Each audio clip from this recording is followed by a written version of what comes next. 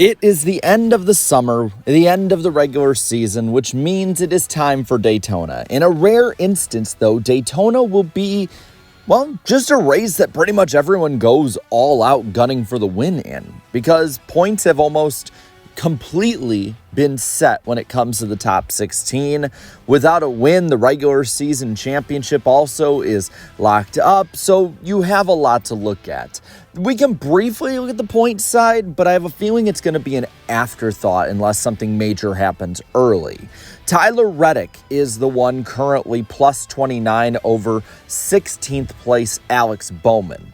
He is also well within the top 16 with no new winners, which means he will be locked in.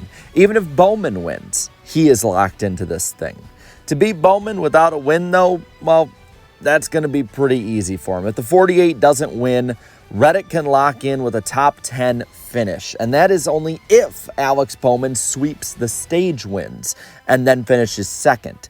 So for each stage point lost or less, it's a position lower back, and that's again if Bowman finishes second in the race. So Reddick has a pretty good path forward, but it is Daytona, so 29 to 30 point swings, those can happen. Alex Bowman, on the other hand, of course, then is 29 behind 15th place Tyler Reddick and plus 60 over 17th. Now, it is a max points day to get 61 points, but that is with the fastest lap, 2 stage wins, as well as winning the race. And if Alex Bowman were to do that to get past Tyler Reddick in points, well, he would just get in off of the win. So, as long as there are no new winners behind him, he gets in. Reddick can win, that's fine, or any repeat winners, or somebody who's not full-time. It just has to not be one of the guys that's 17th on back. He would basically have to score 30 points to beat Reddick if Reddick finished last, or 36th or worse at least. And the 48 would have to finish roughly about 6th or better at any point with any of these kind of clinching scenarios. And that is with Reddick not doing well at all. A win, of course, that's the way you would probably want to go the most. But who could spoil the party? I think this is another interesting fold to it because there's a lot of good drivers and good drafters that are on the outside looking in. The closest one looking in now after the win from Austin Dillon is Chris Buescher. He won this race in 2023. He has been strong at Daytona, and Ford has had a ton of speed as well as RFK. And that 17 team has probably been the best of the RFK cars this year. There's a very real possibility that Buescher does win his way in this race. He, I think, should be one to watch, not only for the playoff cut line, but just as a favorite to win the race in and of itself.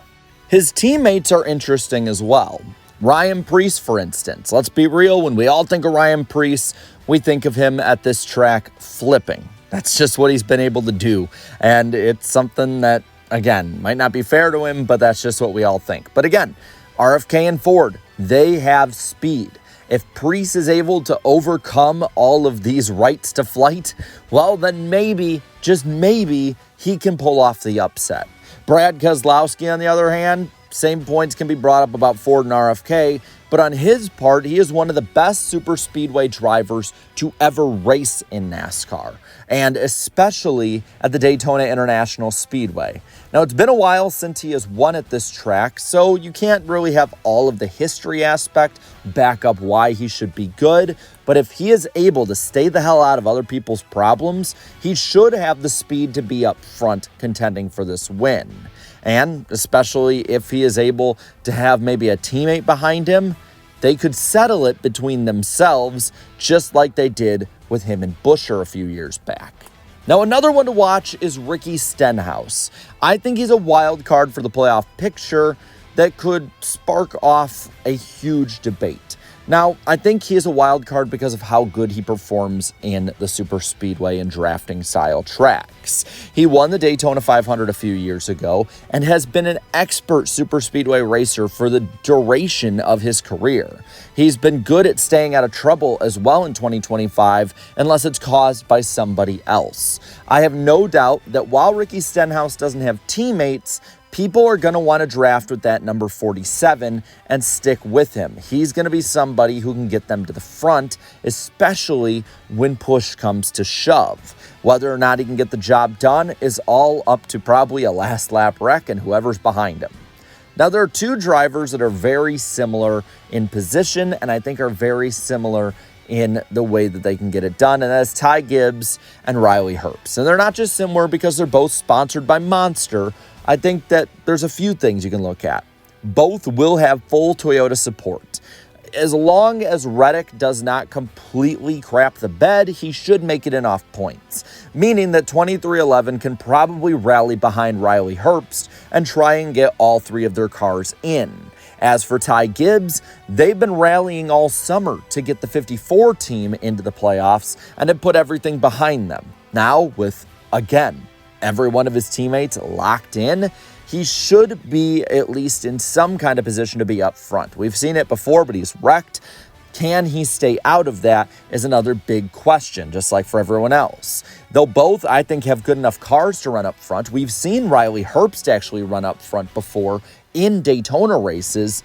Now it's just a matter of execution. As for the Legacy boys, John Hunter Nemechek's the one I'm looking at the most. While Eric Jones has won here before, that was in a JGR Toyota.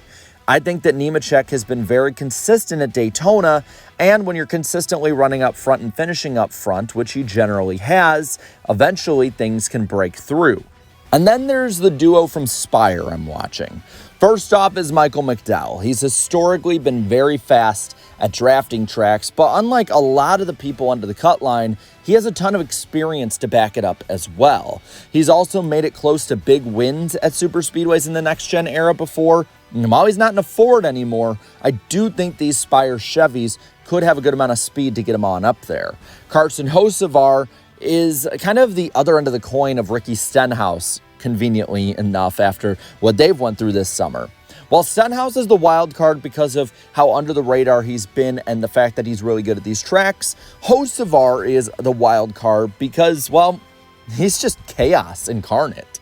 He has the ability to race with the best of the best at any track, and he's done well in drafting races before and getting up there, just maybe not executing at the end. He also has a team that is proven in Michigan and also in Richmond and Bristol and many others can self-sabotage their night.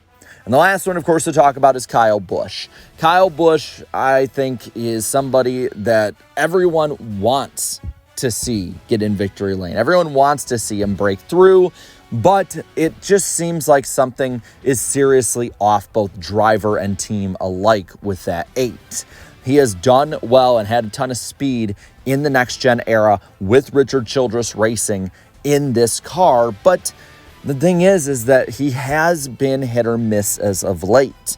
With Austin Dillon winning, you would think the 3 team is probably going to stick right with the 8, and probably some other Chevy and ECR engines will as well, but it's no guarantee that Busch is going to run up front, and even if he does, he could easily be caught up in a crash.